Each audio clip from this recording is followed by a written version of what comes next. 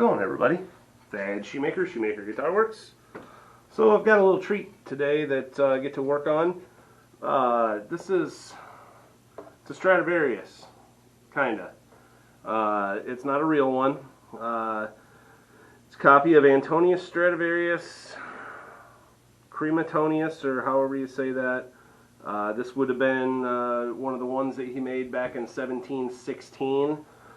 This was made sometime in the 19th century as a copy.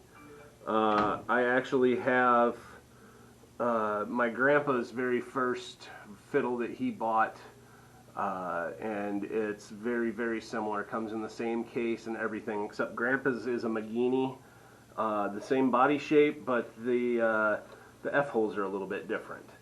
But anyway, this thing's got, a customer brought it to me. He owns a little antique shop and he kind of wants a little mild restoration done to this. So I've already taken the liberty of taking it apart. I got a little block here that I keep my tuners in. That way they go back in the same holes that they came out of. It did come with the bridge and a tailpiece that has had the fine tuners added to it at some point. I can't find an exact date on this, but I know it's late 19th century. The sound post is still in there. It's been fixed a few times, but everything's fairly structurally sound. We've got a couple little spots, like right here. It's starting to separate just a little bit. So there's a crack there that I'm going to shove some hide glue into. Same thing on this side. It's loose, broken in the same exact spot. It goes up to the purfling. The ebony end block came off, so I'm going to re-glue that on. And other than that, what I'm going to do, and this is probably going to be a couple part series, but I will go ahead and get this, I will kind of make it look better. If I have to take a little bit of dye to cover stuff like this up, what that's from is from not having enough string tension on it and the fine tuners on the bridge going like this when it's bouncing around. He wants me to put a coat or two of boiled linseed oil over it just to kind of protect it. I probably won't do the back actually, because the back and sides are in good shape. The top's definitely been off of this before because there's glue mess all over the place. The top was split at one point in time and they fixed it. Everything seems like a structural repair, but you know, it's a pretty neat piece. It's I would say 150 to 160 years old, somewhere in there. I might be a little bit newer than that, but it's definitely over 100 years old. So what I've got here is I've got some hot water with my tight bond hide glue. This is not hot hide glue, but it still works better if you warm it up. And what I'm gonna do here is I'm going to push down on these, get that glue to go in there.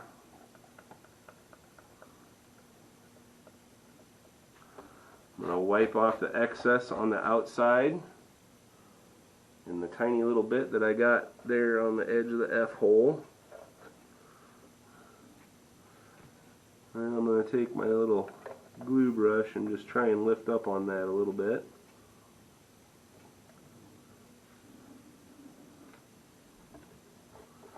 Basically, there's cracks, there's nothing we can do about that, but I want them to be structurally okay. Another way I could go about this, and I would with a more modern violin probably, would be to use water-thin CA glue and just kind of soak that area a little bit. Alright, that's holding. So now I'm going to do the same thing over here.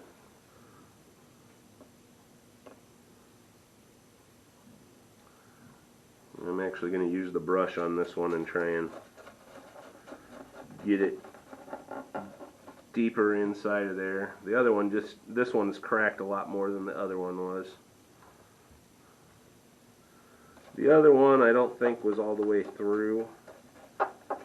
This one definitely is. Alright, so I got that in there. Wipe off my excess.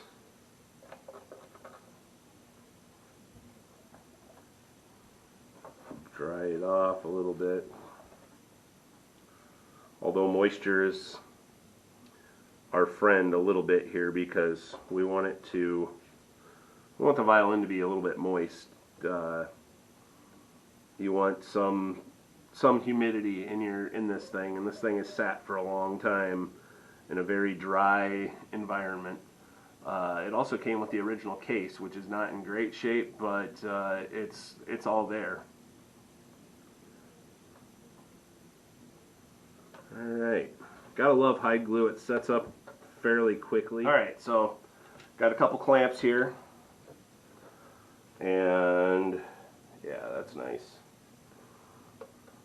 Structurally sound again. I'm not going to press on it too hard, but I've already taken the liberty of scraping the glue off of here, the old glue.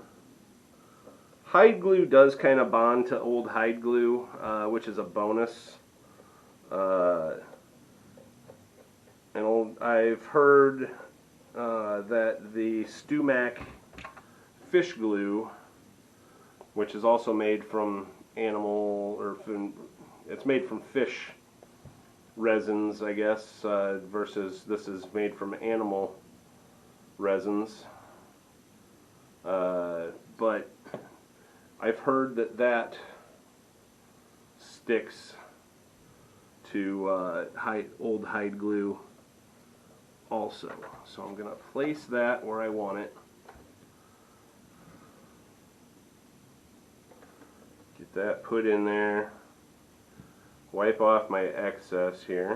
Oh, that wasn't supposed to happen.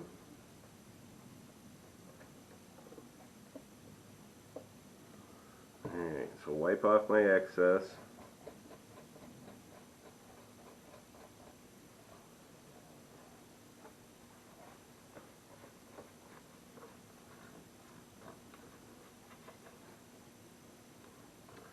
And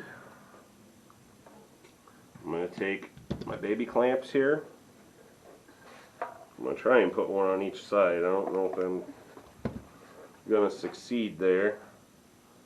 I also wanted to tell you guys that I ordered a new stand for my camera, so I can do, like right now we're doing face on.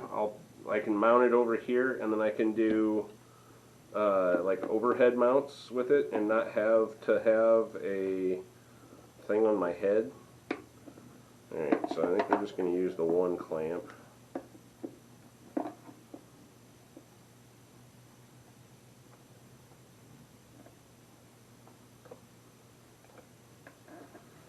And that's not going to work either. So what I'm going to do is I'm just going to kind of hold this here for a few minutes while the hide glue sets up. If I can keep it in place, geez, I'm crow. Wow. Apparently this is not my day for placing the heel block here. I'm going to put a little bit more glue on it.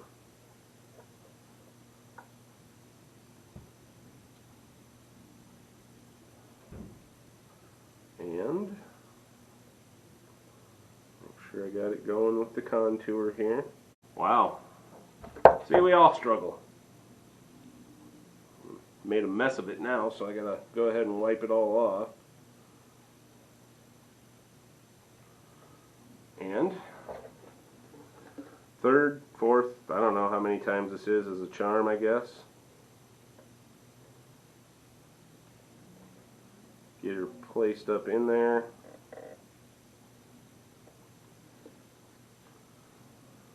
And of course I set it the wrong way.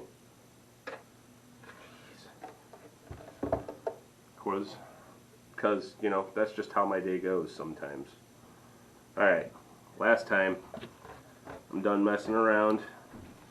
This will make some hilarious video content. Alright, it's in. I'm going to let it sit. Double check my joint here. This one I'm going to add a little more glue to on this one.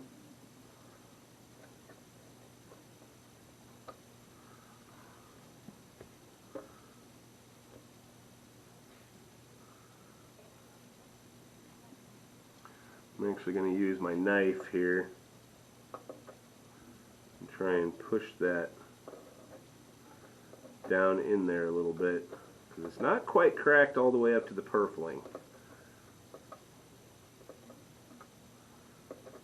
If you didn't know, this fancy stripe going around the outside is called purfling.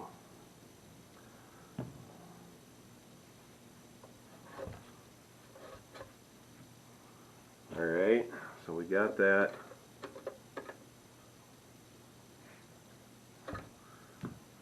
Just want to make sure I got it in the right spot here.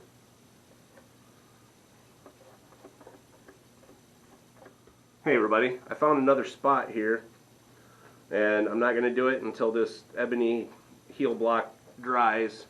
I just wanted to show you right here, the back is separated. And so it's just the hide glue has gotten brittle. So I'll go ahead and take the glue out as far as I need to, and then if I do see fit, I will. When I do see fit, I will glue it back up. But just doing my little inspection, I missed that. So you know, this is the kind of things that you run across. Other than that, that's the only other spot that I see that I'm going to have to repair. So anyway, hey, just wanted to show you guys the case here. This is the original case, and it's not in the greatest shape, but it's there, and it's really cool. It's got the original handle, the locks, the lock even still works. Just like my grandpa's, it's got the original purple crushed velveteen kind of stuff inside, and is absolutely priceless to have with this violin. In fact, I'm probably, when I do the coat of boiled linseed oil on that, I'm probably going to put boiled linseed oil on this, and I'm going to do stuff like glue this back down and whatever, because the leather's coming off. But man, what a treasure it is to have this. Anyway, thought I'd